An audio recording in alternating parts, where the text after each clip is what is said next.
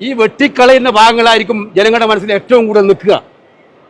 അത് തെരഞ്ഞുപിടി പോകാൻ ആളുണ്ടാവും നാട്ടിൽ. ഇപ്പോൾ പൃഥ്വിരാജ് സംവിധാനം നടത്താൻ കഴിവുള്ള ഒരു സംവിധായകനായിട്ടും മോഹൻലാൽ അഭിനയിക്കാൻ കഴിവുള്ള നടനായിട്ടുമാണ് എനിക്കും കേരളത്തിലെ സാമാന്യമായ സിനിമാ സഹോദരങ്ങളെ മനസ്സിലാക്കാൻ കഴിയുന്നു. ഹിന്ദു സമൂഹത്തിന് വേണ്ടി മുസ്ലിങ്ങളെ തീവ്രവാദികളാക്കാനാണ് താല്പര്യം. ഛത്തീസ്ഗഡിലും മധ്യപ്രദേശിലും അവിടുത്തെ ഗോത്രവർഗ്ഗങ്ങളുടെ ഇടയിൽ പോയി ക്രിസ്ത്യാനികളെ ശത്രുക്കളാക്കി മാറ്റുന്നതാണ് അജണ്ട. ഈ സിനിമക്കെതിരായിട്ട് മാത്രം എന്താണ് ഈ സംഘടിത ആക്രമണം എന്ന് ചിന്തിക്കുന്നതിന് ഉത്തരം എനിക്ക് സിനിമ കണ്ടിറങ്ങിയപ്പോൾ കിട്ടി. ഇത്രയേറെ ആക്രമിക്കുന്നത് ഓർഗനൈസർ നേരിട്ട് 3 എഡിറ്റോറിയൽ. ഓർഗനൈസർ ആരുടെ മുഖപത്രമാണെന്ന് നമുക്ക് എല്ലാവർക്കും അറിയാമല്ലോ. അവർ തന്നെ നേരിട്ട് രംഗത്തിറങ്ങി ഈ സിനിമക്കെതിരായിട്ടുള്ള ആക്രമണം നടത്തുന്നതിന് കാരണം കഴിഞ്ഞ കുറച്ച് ദിവസങ്ങളായിട്ട് എനിക്ക് മനസ്സിലാവുന്നില്ല. സിനിമയായിട്ട് ഇതിനു മുമ്പ് എമർജൻസി ഇറങ്ങിയിട്ടുണ്ട്. ഇന്ദിരാഗാന്ധിയൊക്കെ വളരെ മോശമായി ചിത്രീകരിച്ച് ആക്സിഡന്റിൽ പ്രൈം മിനിസ്റ്റർ ഇറങ്ങിയിട്ടുണ്ട്. അതിലും സോണിയാഗാന്ധിയെയും മൻമോഹൻ സിംഗിനെയും വളരെ മോശമായി ചിത്രീകരിച്ചുള്ള സിനിമകൾ. കേരളത്തിൽ തന്നെ എത്രയോ സിനിമകൾ ഇറങ്ങിയിട്ടുണ്ട്. രാഷ്ട്രീയ നേതാക്കന്മാരെ വളരെ മോശമായിട്ട്, പാർട്ടികളെ മോശമാക്കി ചിത്രീകരിച്ചുള്ള സിനിമ. ഈ സിനിമക്കെതിരായിട്ട് മാത്രം എന്താണ് ഈ സംഘടിത ആക്രമണം എന്ന് ചിന്തിക്കുന്നതിന് ഉത്തരം എനിക്ക് സിനിമ കണ്ടിറങ്ങിയപ്പോൾ കിട്ടി. അത് വ്യക്തമാണ്. തങ്ങളുടെ കുറ്റബോധം, തങ്ങളുടെ രാഷ്ട്രീയത്തിൻ്റെ പ്രവർത്തനങ്ങൾ തിരിച്ചറിഞ്ഞുള്ളൊരു സിനിമയായി മാറിയോ എന്നത് സാങ്കല്പികമാണെന്ന് അവർ പറഞ്ഞാലും ഇത് യാഥാർത്ഥ്യമാണെന്ന് അവർ സ്വയം തിരിച്ചറിഞ്ഞ് അവരുടെ കുറ്റം തിരിച്ചറിഞ്ഞതിനുള്ള അമർഷം. 2, ഈ കേരളത്തെ ചുറ്റിപ്പറ്റി അവർ കെട്ടിപ്പൊക്കാൻ ഉദ്ദേശിക്കുന്ന ചില മായികമായിട്ടുള്ള വസ്തുതകൾക്ക് നിരക്കാത്ത കാര്യങ്ങളുണ്ട്. അത് പുറത്തു കൊണ്ടുവന്നിട്ടുണ്ടോ എന്നുള്ള ആശങ്ക. ഇത് രണ്ടുമുള്ള കൃത്യമായിട്ടുള്ള, ഇത് രണ്ടിൻ്റെയും ആഘാതത്തിൽ നിന്നുണ്ടായിട്ടുള്ള ഗൂഢാലോചന, അത് വൻ കേന്ദ്രങ്ങളിൽ നിന്നുണ്ടായ ഗൂഢാലോചനയാണ് ഈ സിനിമക്കെതിരായിട്ടുള്ള ആക്രമണം എന്നാണ് ഞാൻ മനസ്സിലാക്കുന്നത്. സിനിമ എന്ന് പറയുന്നത് അതിൻ്റെ സംഘാടകരോ സംവിധായകരോ അല്ലെങ്കിൽ അതിൻ്റെ അണിയറ പ്രവർത്തകരോ ആരും ഉദ്ദേശിക്കാത്ത മാനത്തിലേക്ക് സിനിമ വന്നത് ഇവരുടെ എതിർപ്പിൻ്റെ കാഠിന്യം കൂടിയതുകൊണ്ടാണ്. ആ എതിർപ്പ് കൊണ്ട് എന്തുകൊണ്ടാണെന്ന് അത് വിലയിരുത്തുന്ന ആർക്കും മനസ്സിലാവും. ഈ കേരളം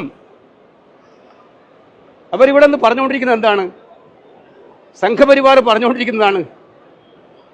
നമ്മളൊരു കാര്യം മനസ്സിലാക്കേണ്ടത്, തീവ്രവാദം, എല്ലാ തീവ്രവാദവും ഒരുപോലെ അപകടമാണ്. അത് ഹിന്ദു തീവ്രവാദമായാലും ഭൂരിപക്ഷ വർഗീയതയായാലും ന്യൂനപക്ഷ തീവ്രവാദമായാലും ഒരുപോലെ അപകടകരമാണ്. ഇത് രണ്ടും തകർക്കുന്നത് പാവപ്പെട്ട മനുഷ്യനെയാണ്, സാധാരണക്കാരനെയാണ്. ഈ സിനിമയിൽ 2 തീവ്രവാദവും അവർ പറയുന്നുണ്ട്, പരാമർശിക്കുന്നുണ്ട്. പക്ഷെ കേരളത്തിൽ കഴിഞ്ഞ കുറേ കാലമായിട്ടുണ്ടാക്കുന്ന നെറേറ്റീവ് എന്താണ്?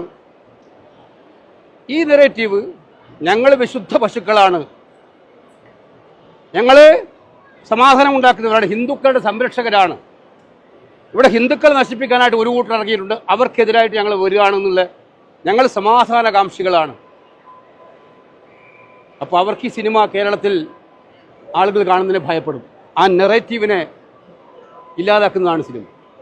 നടന്നത് യാഥാർത്ഥ്യമാണ്, സാങ്കല്പികമാണ് സിനിമ എന്ന് പറഞ്ഞാലും നടന്നത് യാഥാർത്ഥ്യമാണ്. അതവരെ വേട്ടയാടുന്നുണ്ട്. അതുകൊണ്ട് വ്യക്തമായിട്ടും നമുക്ക് മനസ്സിലാക്കാൻ സാധിക്കും,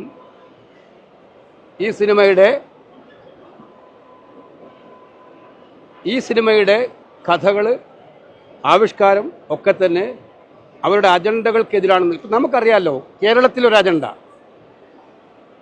ഛത്തീസ്ഗഡിൽ വേറൊരു അജണ്ട, മധ്യപ്രദേശിൽ വേറൊരു അജണ്ട. ഇവിടെ ഹിന്ദു സമൂഹത്തിന് വേണ്ടി മുസ്ലിങ്ങളെ തീവ്രവാദികളാക്കാനാണ് താല്പര്യം. ഛത്തീസ്ഗഡിലും മധ്യപ്രദേശിലും അവിടുത്തെ ഗോത്രവർഗ്ഗങ്ങളുടെ ഇടയിൽ പോയി ക്രിസ്ത്യാനികളെ ശത്രുക്കളാക്കി മാറ്റുന്നതാണ് അജണ്ട. അജണ്ട ഒന്നേ ഉള്ളൂ, രാഷ്ട്രീയ ലക്ഷ്യം. അത് ഹിന്ദുക്കളുടെ പേര് പറഞ്ഞ്, ഹിന്ദുത്വത്തിന് രക്ഷകരാണെന്ന് പറഞ്ഞ്, ഞങ്ങൾക്ക് മാത്രമേ അവരെ രക്ഷിക്കാൻ പറ്റുള്ളൂ എന്ന് പറഞ്ഞിട്ട് പാവപ്പെട്ട ഹിന്ദുക്കളെ ബലിയാടാക്കി തകർക്കുന്നതിന് വേണ്ടിയിട്ടുള്ള ഒരു രാഷ്ട്രീയ അജണ്ടയാണ് അവർ കൊണ്ടു നടക്കുന്നത് കേരളത്തിലും.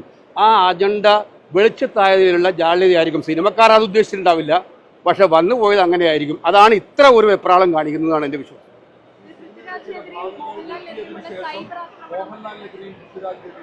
കടുത്ത ആക്രമണം നടത്തുകയാണ്.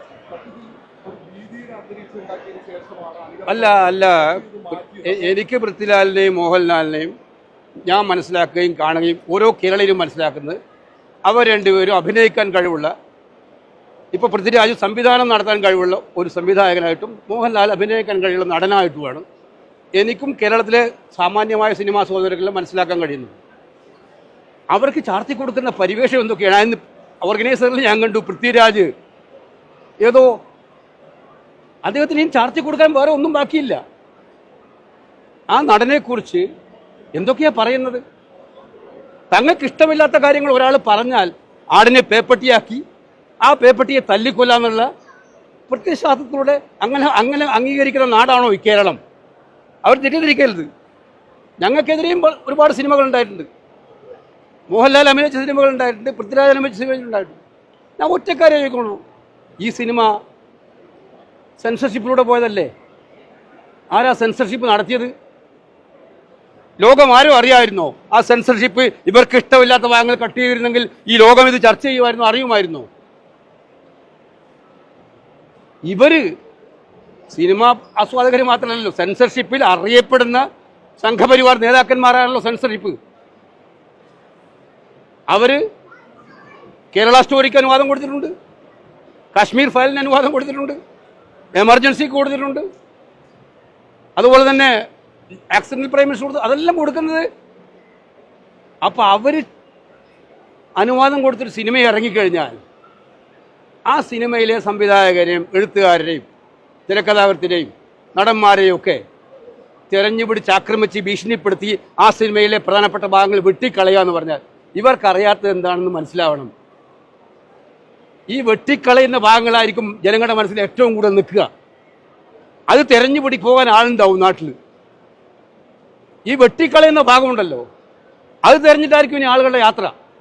അതവർക്കറിയാത്തതുകൊണ്ടാണ്. ഇത് ജനാധിപത്യ രാജ്യമാണ്. അതിനെ ഒറ്റയടിക്ക് ED-യെയും CBI-യെയും അതുപോലെ ഏജൻസികളെയൊക്കെ ഉപയോഗിച്ചില്ലാതെ തീർത്ത് കളയാന്ന് വെച്ചാൽ അത് നടക്കുന്ന നാടല്ല. അതവർ മനസ്സിലാക്കണം. ഇപ്പം ഞാനൊരു രാഷ്ട്രീയ പ്രവർത്തന നിലയിൽ മാത്രമല്ല പറഞ്ഞത്, ഈ നാട് നിലനിൽക്കണമെന്ന് ആഗ്രഹിക്കുന്നുണ്ടെങ്കിൽ ഇത്തരം ഭീഷണികൾക്ക് വഴങ്ങാതിരിക്കുക വേണ്ടത്.